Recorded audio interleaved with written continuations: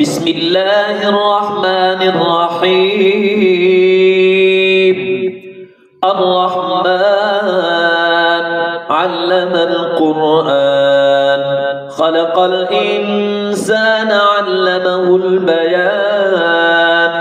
الشمس والقمر بحسبان والنجم والشجر يسجدان والسماء رفعها ووضع الميزان ألا تطغوا في الميزان وأقيموا الوزن بالقسط ولا تخسروا الميزان.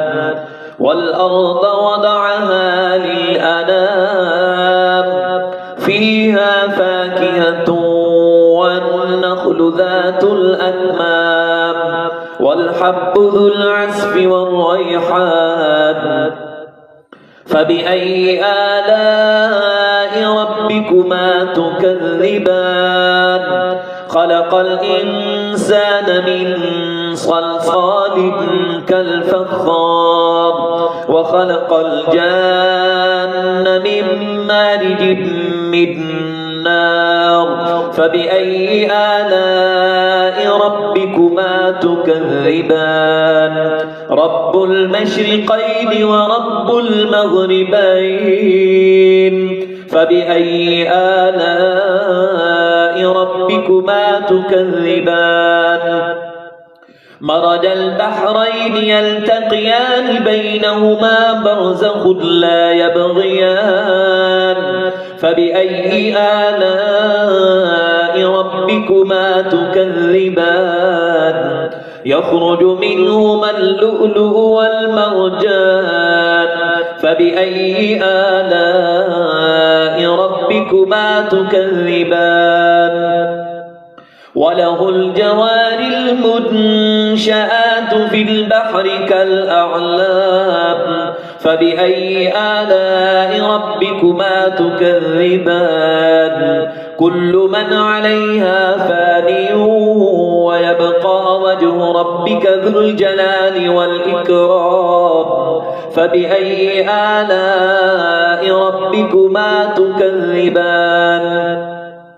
يسأله من في السماوات والأرض كل يوم هو في شأن. فبأي آلاء ربكما تكذبان؟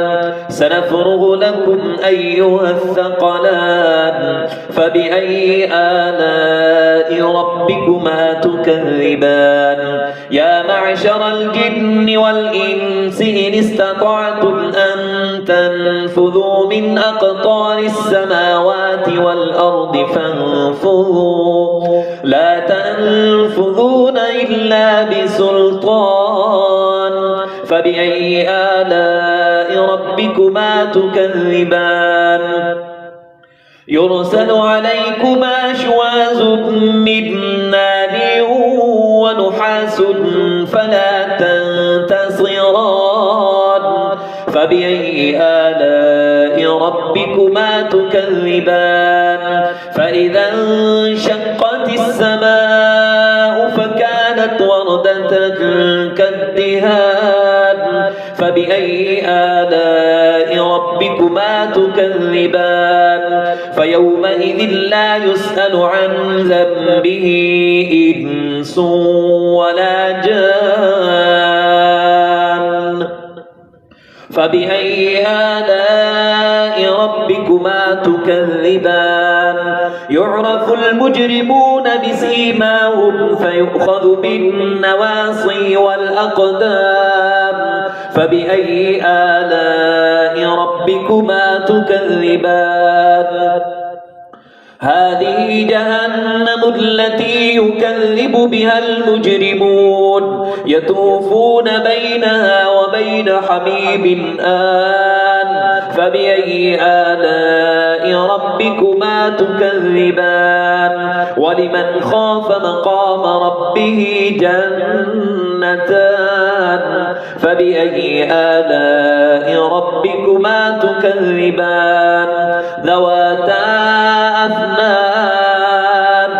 فبأي آلاء ربكما تكذبان فيهما عينان تجريان فبأي آلاء ربكما تكذبان فيهما من كل فاكهة زوجان فبأي آلاء ربكما تكذبان متكئين على فرش بطائنها من استبرق وجنى الجنتين دان فبأي آلاء ربكما تكذبان فيهن قاصرات الطرف لم يطمثهن إنس قبلهم ولا جان فبأي آلاء ربكما تكذبان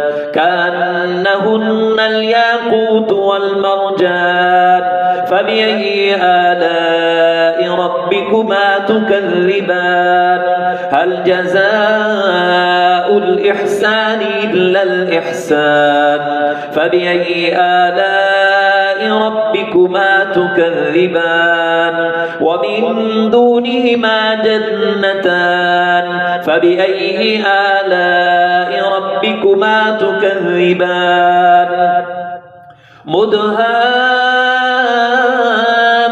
مدهامتان فبأي آلاء ربكما تكذبان فيهما عينان نضاختان فبأي آلاء ربكما تكذبان فيهما فاكهة ونخل ورمان فبأي آلاء ربكما تكذبان فيهن خيرات حسان فبأي آلاء ربكما تكذبان حور مقصورات في الخيام فبأي آلاء ربكما تكذبان لم يطمثهن إنس قبلهم ولا جان فبأي آلاء ربكما تكذبان متكئين على رفرف خضر وعبقري حسان فبأي آلاء ربكما تكذبان تبارك اسم ربك ذي الجلال والإكرام